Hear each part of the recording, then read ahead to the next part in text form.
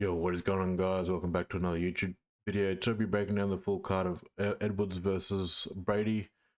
13 fights on this card. First up on this card here, we got Guram Kutateladze versus Kauê Fernandes. With this matchup here, Guram's coming off a win against Jordan Vucenic. That was a late replacement by Jordan, that fight. Before that, Guram's coming off a 2-fight loser streak. He lost to Ellsbrenner. I feel like he was winning that fight against Ellsbrenner and then got TK'd in the later rounds. I lost to Demir and Gamrot. It was a split win. So Guram's more of a guy that will stay on the range, use some leg kicks, use some counter punches, uses his jab nicely. Also very, very underrated with his grappling. He does get taken down at times, but he tries to set up submissions from his back. So he does try to set up some triangles and armbars from his back. But yeah, he does have some issues with it when he gets taken down, but he's also decent at his own grappling as well on the ground. So going against someone like Kauê Fernandes, I feel like Fernandes, he's more of a guy who's going to be probably a bit more with it, bit more better with the output with the striking, uses jab and chops the lead leg. It looks for counters, but I've seen some problems with Kauê Fernandes game where he gets taken down. Like in the Mark Dicasey fight, he was taken down a lot.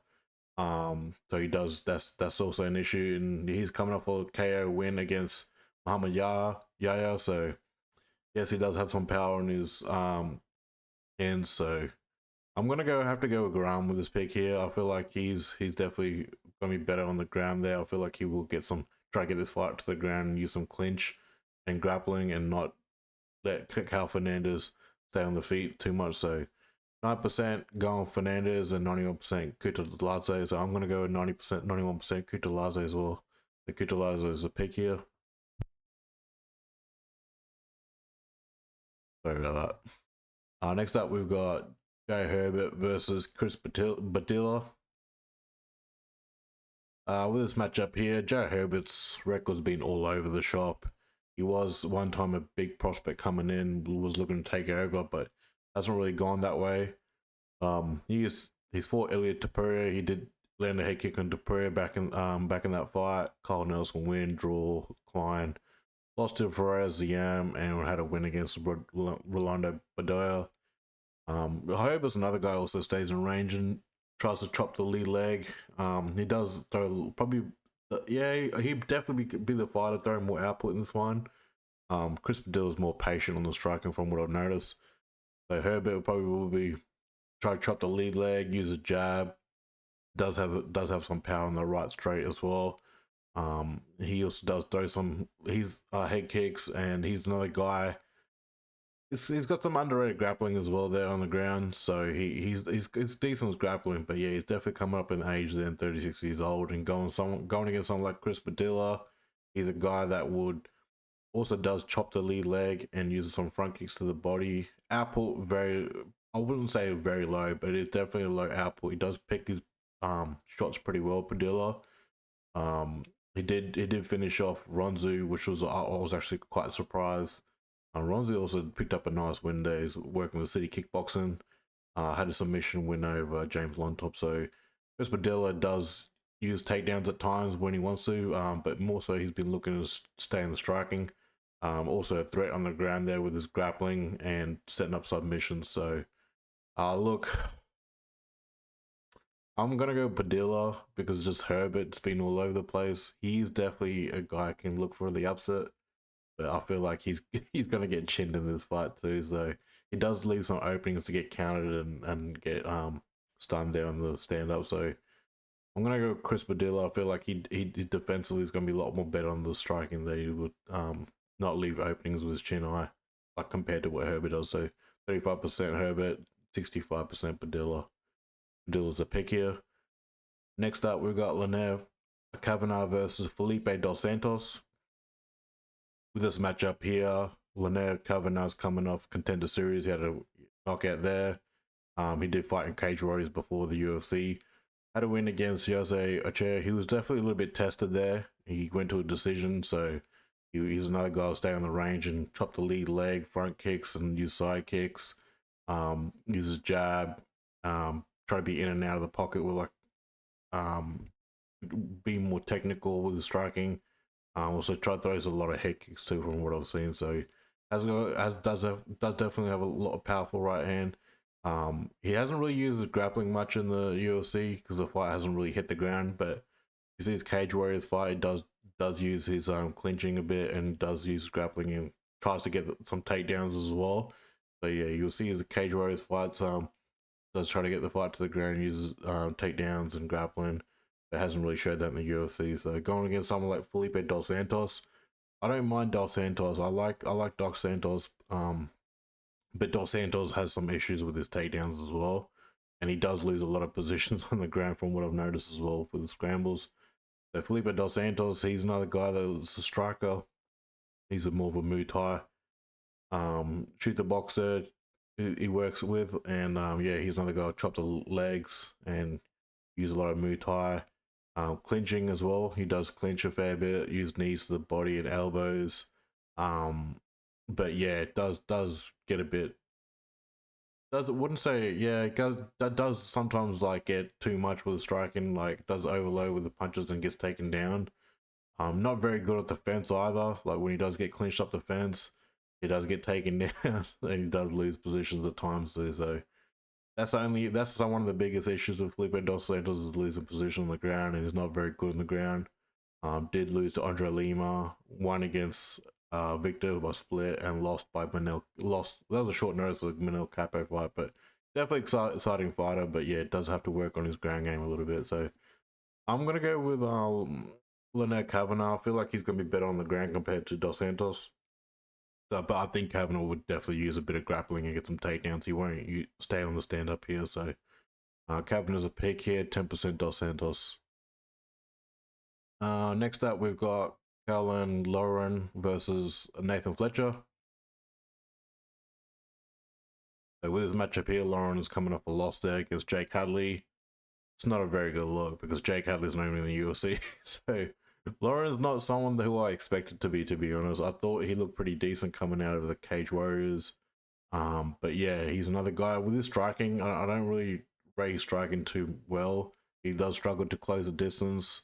Does throw some leg kicks and uses jab and left and tries to pressure his opponents and also tries to set up his takedowns. And when he does fail his takedowns, he gets picked apart in striking. So Jake Hadley had his way of picking him apart and staying in range, using a lot of leg kicks, using a lot of counters. That's where Loughran does struggle. He gets countered a lot.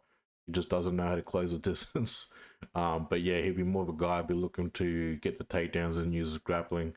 And if that doesn't come into play, he's definitely does lose the fight. So trying to get someone like Nathan Fletcher, I think Nathan Fletcher's he's more of a guy who will use his pressure striking, front kicks to the body, a lot of low kicks. And also he's another guy that'll be trying to get the takedown straight away. He'll grab a single leg, double leg, whatever. He'll get the fight straight to the ground and try to use his grappling step submissions. So he's coming off a nice little win streak there. He had a win streak against Ramasca, a submission. They both fought on I think it was a Ultimate Fighter, yeah. So he had an arm triangle choke over him. So I'm going to go with Nathan Fletcher here. I feel like his striking is going to be better, and he's definitely going to be better on the ground there as well with grappling. So Fletcher's the pick there. Loughran, I just don't rate his striking at all. So 16% goes for Loughran. So Fletcher's the pick here. Next up, we've got Marcin Tybura versus Mick Parkin.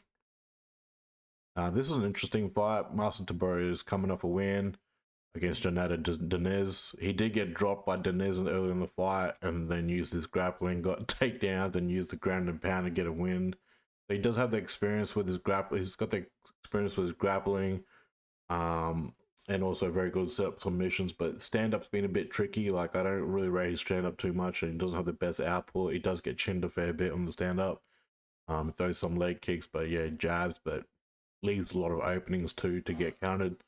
Like going against someone like Mick Parkin, Parsons more of a guy who will actually try to keep on the fight and the stand up. He'll use some low kick, a lot of low kicks, a lot of jabs. He also gets defensively touched up. He does get touched up a fair bit as well. So defensively, he's not that great as well. Mick Parsons, as much as he throws output. He does have some good takedowns on himself as well. He does have some decent grappling, but he doesn't really tend to use it much in his fights. He did use it against Kauê Machado, but Kauê Machado's fucking trash as well. So his last win was against Brzezinski. Brzezinski is not that great as well. He's been knocked out by everyone with dog in the cat in the heavyweight division. So look, I feel like Mick Parson could get Tybura out there on the stand up, but Tybura could get this fight on the ground and get a submission win. But if he doesn't, I feel like Mick Parson will get the win on a win overall. So look, I'm gonna go Mick Parson. It's a low confidence pick because Tybura is low key underrated. He can take out a lot of the guys outside the top 15, but does struggle in the top 15. So yeah, but Parkin's pick here, 66%, and Tybura 34%. So hopefully Mick Parkin pulls this one out of the bag. Next up on the prelim, we got Andrey Pulyaev versus Christian Leroy Duncan. Sorry, I got a block nose as well. Andrey Pulyaev here is a guy coming to the Contender Series. He's more of a striker, throws a lot of low kicks, a lot of output too, a lot of low kicks and body kicks. He's another guy who uses jab and look for counters and switch a stance. He just doesn't have the UFC level. Like he does get the fight to the ground and also set up submissions, but he doesn't have the UFC experience. So he's going against someone like Christian Leroy Duncan. He does have the UFC experience. Like he has lost to guys like Arnold Petrosian. He was taking down that fight too, and won against guys that are not that great. Like Ribeiro's not that great, Tuilelim's not that great, and he's lost to top guys like coming up in the division like Gregory Rodriguez. So Christian Leroy Duncan's pretty good with striking. Creates different angles, a lot of low kicks, side kicks, looks for counters, and he also uses a clinching a lot and tries to use a lot of knees and elbows. So he definitely is a fun guy to watch on the striking, just how he creates his angles and very tricky with his style, but does also have issues there where he gets taken down as well. You've seen that the Gregory Rodriguez fight, he was taken down a fair bit, so he does have issues with takedowns at times and losing positions on the fence there. So yeah, I'm definitely gonna go Christian Leroy Duncan here because I feel like Pulyev's got to prove himself a bit here in the UFC. I just don't. I could see him win, like he could pull off a win, but I feel like Christian Leroy Duncan's gonna have a bit too much what do you call it, experience in the UFC, and he would be definitely very technical with the striking compared to Pulyaev. Pulyaev, I've noticed, did get tagged up a fair bit too in the Contender Series. They're defensively not that great there on the striking as well. So Duncan's a pick here, 80%, 74 KO, 20% Pulyaev. I'm gonna go with Duncan as well. Next up, we've got Shauna Banon versus Puja Tuma. With this matchup here, Shauna Banon, as much as she's got a split win over Elise Adelian.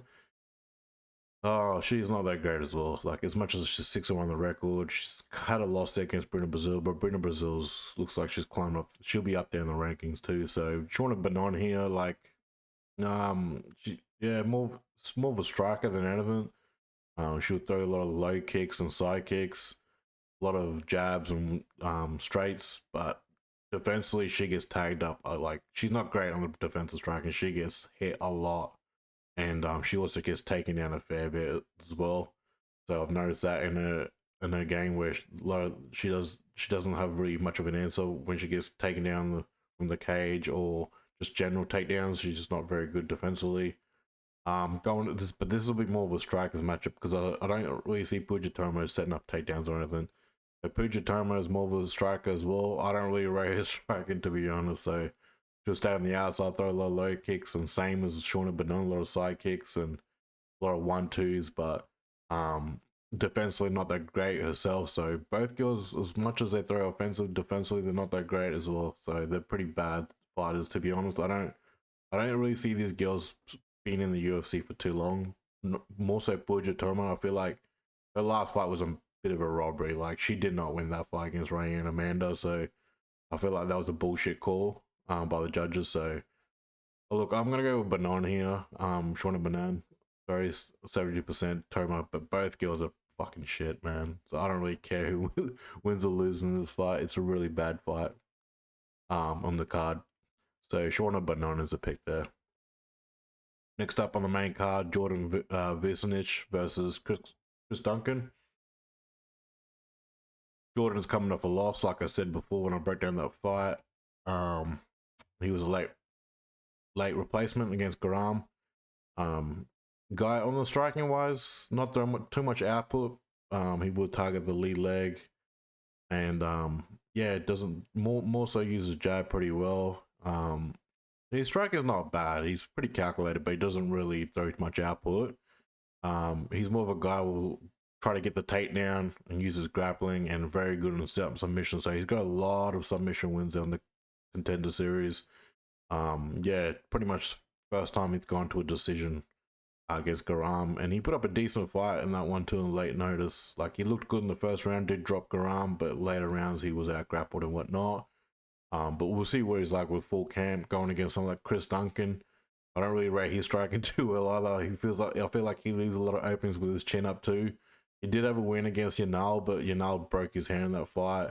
Lost against Manuel Torres, submission, and Balaji. Okay, I picked Balaji to beat him, but Balaji got fucking put to sleep. So Chris Duncan, I feel like he's more better on the grappling and better on the ground with setting up submissions and whatnot. But striking wise, does leave his chin up a bit high, and yeah, he's more of a guy who throw a lot of low kicks, but he does misses a fair bit as well from what I've seen. So hopefully his striking gets a bit cleaned up there in the next fight. So yeah, I feel like he's chins up in the air a bit too much as well. So when he's striking, so Chris Duncan, I feel like, yeah, he's probably gonna get some. I feel like, yeah, he's either gonna get finished or knocked out, or I feel like he'll get submitted. Probably more of a submission in this one. So Duncan 17%, Vucenic is 51 by submission, or 39 by decision. I feel like there's a submission coming this way. Probably minimal chance of knockout, Vucenic. I'll definitely, if I was a betting man, I'll put a submission win for Vucenic in this fight. So I'm going to pick Jordan Vucenic to get the win as well. Next up on the main card, Kevin Holland versus Gunnar Nelson. This is a bit of a weird fight because Kevin Holland's coming off a lot of losses here. Renier Dorito, he was submitted. I picked him to win against Renier, but he got submitted. Lost to Roman by rib injury, taken down and injured his rib. McCann was his last win. And then Michael Page lost, and Jack Della Maddalena. And in Kevin Holland's defense, yeah, he's been going against top guys, fair enough. But yeah, just haven't been looking real good lately. Like, especially Renier Dorito. Like, Dorito's really good in the ground with grappling and jiu-jitsu, but stand-up wise, he's really shit. So, so Kevin Holland losing to him is not a good look as well. So he's lost to guys who are coming from the one championship and the Bellator. So yeah, not a good look. So going against someone like Gunnar Nelson, like obviously we know Kevin Holland for more of his striking. Yeah, going against someone like Gunnar Nelson. Gunnar Nelson hasn't fought for donkeys. His last win was against Bryan Barberena. I don't even know where Bryan Barberena is. I don't even think he's in the UFC. Won by submission. Gunner's another guy would kind of use that, you know. He wouldn't really, yeah, he wouldn't really call him more of a striker, more of a grappler, and be more of try to get this fight on the ground and use a lot of his takedowns and setting up submissions. So standout wise, I feel like, yeah, Kevin Holland could probably be. Nah, I don't think Kevin Holland. Nah, probably be equal because Gunner's pretty good controlling the range too with his striking. So probably both a little bit equal there on the striking. But again, I don't know what Gunner's like because he hasn't fought for fucking almost 2 years. So I don't know. It's a bit of a weird one, this fight. Kevin Holland doesn't look good. Kevin Holland just shows that he can get taken down pretty easy now. So, and Gunner, the guy's very good at setting up takedowns, using his grappling well, and also getting submissions. So, yeah, I think Gunner will probably get a submission win over this. I wouldn't call him completely washed, but I feel like he will be pretty good with his experience of not getting knocked down and getting this fight to the ground and getting a submission. So, yeah, Nelson submission, 84% submission. Yeah, I could see that too. 62 Nelson, 38 Holland, because Holland just doesn't look good, and 61% by knockout. Yeah, it's a good. I don't think he'll knock Gunnar Nelson out, to be honest. I'll be very surprised if he does get knocked out, but I don't think he will. I think Gunner's going to get this fight to the ground and get a submission. So Gunner's the pick here. Next up, we've got Nathaniel Wood versus Morgan Charrière. Charrière, sorry. Nathaniel Wood here is coming off a win against Daniel Pineda. He's very good in the striking, uses jab well, stays at range and chopping the lead leg. So very good with throwing a lot of leg kicks. He's got a really powerful right hand to himself. He needs to knock out a lot of guys in the bantamweight with his right hand. So also he's decent with setting up takedowns as well, but I've noticed he does have a lot of issues there against the cage. Does get controlled a fair bit and does get stuck there. Does lose a lot of positions too on the ground for what I've noticed as well. So the grappling wise is a little bit iffy for Nathaniel Wood there against the bigger guys in the featherweight. Yeah, that loss to Muhammad Naimov, I feel like some people reckon that Muhammad should have lost, but it was a close fight. But you could see Nathaniel Wood lose in a lot of positions there on the ground there. And Andrey Philly, a lot of people said that Andrey Philly should have won that fight too.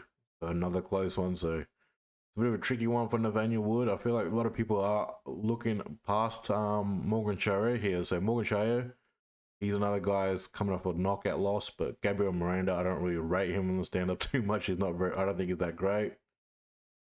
Did get a split loss against Shep and Mariscal. And yeah, we had a nice win. So Morgan Charrière is another guy with, he's very good targeting that body as well. So he's very good at setting body kicks, low kicks, and looking for counters as well. So he does have power in his hands. And that split loss against Chepe Mariscal, that was a close fight too. So he did do some damage on Mariscal.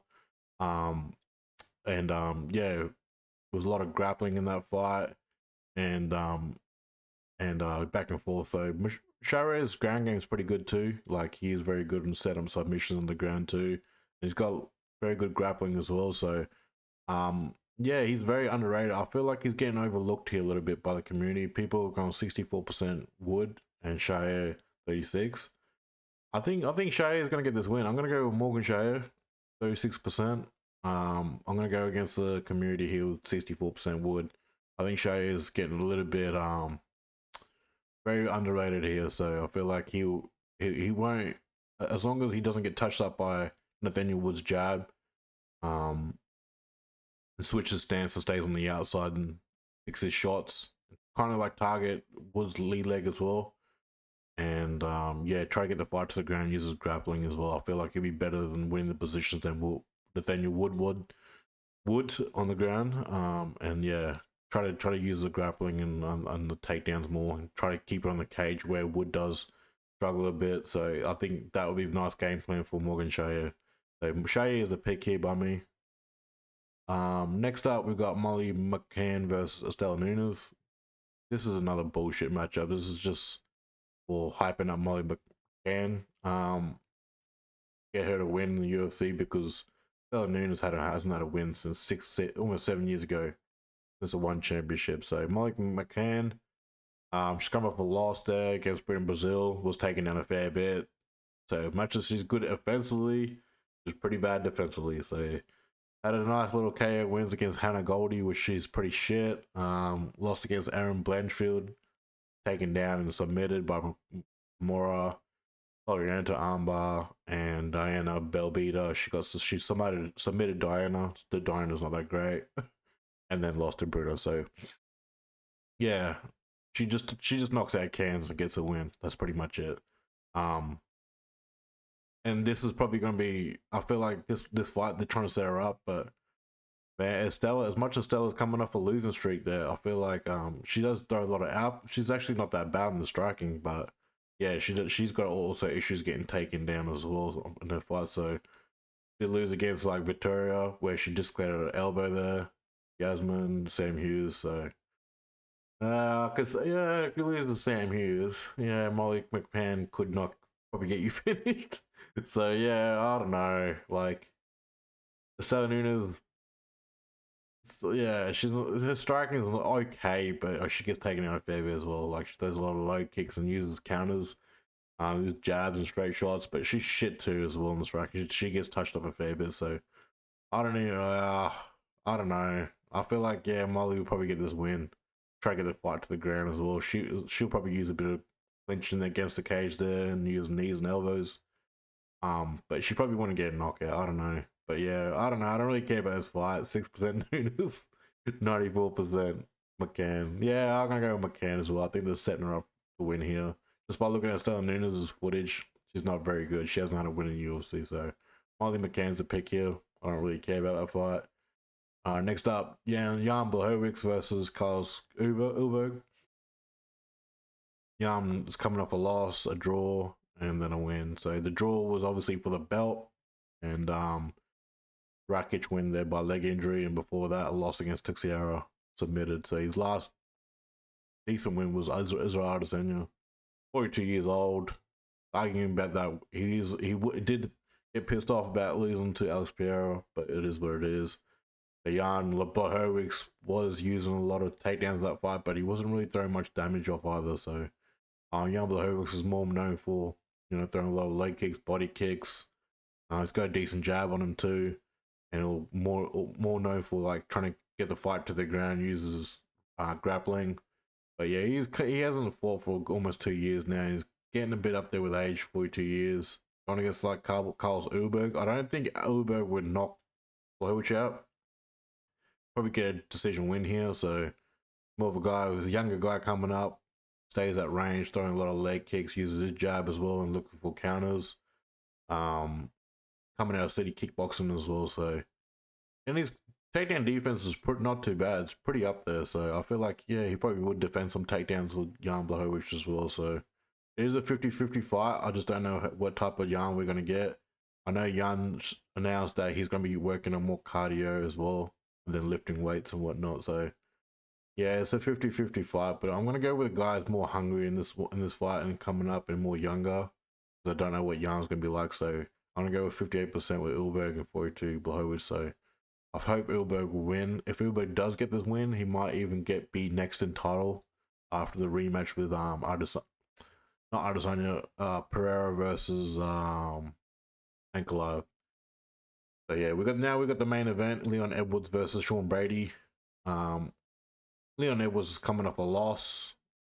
He wasn't a good look. A lot of us were going for Leon Edwards. Some were going for Bilal. Fair enough. There's probably some Bilal fans out there. Like, Bilal's not that bad. He's alright. He's just selling fights. He's talking shit. Fair enough. Yeah. So lost to Bilal. Was pressured by Bilal. Bilal trapped up Leon against the cage and outstruck him and took him down. And controlled him. And Leon's excuse was it was 3 o'clock in the morning and I couldn't switch on. That was his excuse. Had a win against Colby Covington. Colby's washed. Kamaru, the rematch, beat him. Picked him apart with his striking. A lot of leg kicks, body kicks, and used a jab well there too and defended the takedowns. And then I'll definitely say he was definitely losing that fight in the Salt Lake City, and they got the head kick off. And before that, Nate Diaz. Yeah, okay. So it's not really looking that great for Leon Edwards. Leon's good. Leon's good. Like he's not too bad. Like he's very good with throwing a lot of leg kicks, using jab, and he was known for being a sniper. He was very calculated and accurate with his striking as well. And he would clinch a lot, throw a lot of elbows and knees. He was decent with his takedown defense until Bilal Muhammad exposed that one. But yeah, the thing in his fight was where he would be trapped up against the cage and wouldn't have an answer as well. So going against someone like Sean Brady, if he kind of implements that type of, he's gonna definitely come in and implement his last game plan against Leon Edwards. One, because he's seen Bilal Muhammad do it, so he's gonna do it. So Sean Brady's gonna be that guy trying to chop the leg, and use his jab as well, and try to rush him with combinations and try to get Leon against the cage there. He did that to Burns and pretty much would try to control him against the cage, throw knees and elbows, and he would be looking to get the fight to the ground because that's where obviously Leon Edwards did struggle in that last fight. So there definitely is that game plan by Sean Brady doing that. Yeah, like all we could see of Leon Edwards where he just doesn't back foot to the cage and uses range well and uses his footwork to keep circling the outside and not be very stationary compared to what he did to Bilal Muhammad. But his game plan is definitely been shut down there by Bilal Muhammad and kind of exposed as well. So yeah, it's a 50-50 fight. I feel like yeah, Sean's only loss was Bilal Muhammad too, so quite interesting. But he got knocked out. Leon didn't. Um, yeah, Gilbert does look like he's past his prime too in that last fight. So yeah, we'll definitely see. I think Leon definitely could get this win.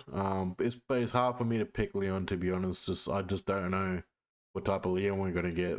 Fall asleep and be stationary and get trapped to the fence Leon, or a guy who uses footwork and constant circle on the outside by using his counters and body kicks, and using clinches and whatnot from what he used to do. So yeah, I don't know. I'm gonna go with Sean Brady here. I feel like he's a little bit overlooked. This also a late replace. Not late. It is a bit of a late replacement for Sean Brady as well, because Jack Della was supposed to be the guy fighting Leon Edwards as well. So it is a 50-50 fight. I'm not looking past Edwards. I just can't really go with him because just of his last couple of performances. Even though he did have a win against Kamara in that fight there, Salt Lake, he just didn't look that great as well in the first 3-4 rounds. So it's a bit of a hard one. I am going to go with Sean Brady here. I know his late replacement, the odds are stacked against him compared to Edwards here. But I wouldn't be surprised if Edwards gets the win too. So yeah, I'm going to go with Sean Brady. 47 Sean, 53 Edwards. So I'm going to go with Sean Brady in this one. Leon can win. Like, he's still young in the game as well. So, but yeah, it's definitely a 50-55. So anyways, guys, those are my picks today. I hope you guys enjoyed this full card. We'll be back next week with Moreno versus Steve Erceg. Yeah, hit the like, subscribe, and we'll be back, guys. Take it easy. Cheers.